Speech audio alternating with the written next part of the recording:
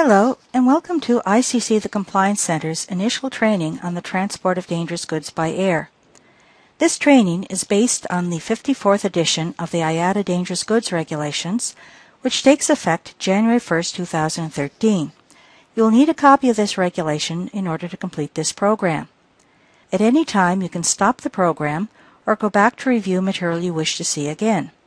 In case of technical difficulties, please contact ICC the Compliance Center for assistance. There will be a number of times where you'll be asked to look for a reference in your IATA regulations. It is suggested that you stop the recording at this point while you look up the reference, then press play to continue the playback. Also, there will be a number of exercises in this program. Here is an example of why we have regulations for transporting dangerous goods by air. The ValueJet crash that occurred on May 11, 1996. This flight crashed into the Florida Everglades as a result of dangerous goods that were not identified as dangerous, marked and labeled as dangerous, packaged as dangerous goods, or documented as dangerous goods. In this incident, 110 passengers and crew lost their lives due to illegally transported dangerous goods. In order to prevent such incidents from occurring in future, shippers as well as air carriers will require to be trained.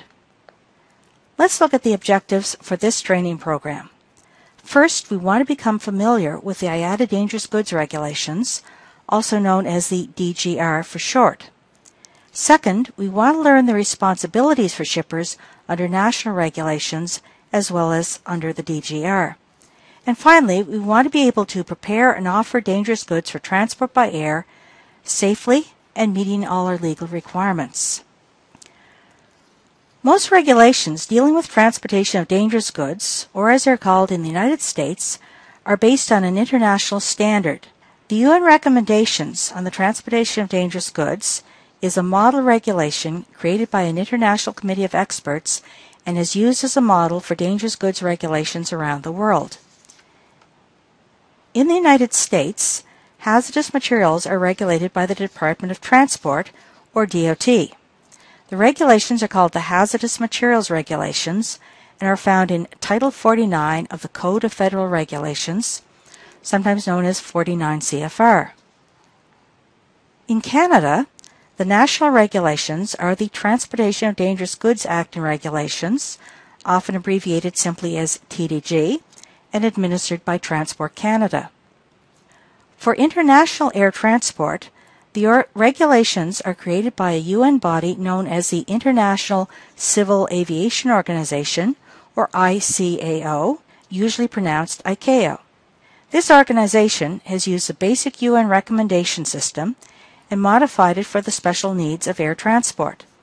The result is a document called the ICAO Technical Instructions for the Safe Transport of Dangerous Goods by Air. Most countries, such as the United States and Canada, authorize the use of the ICAO Technical Instructions for domestic as well as international air transport.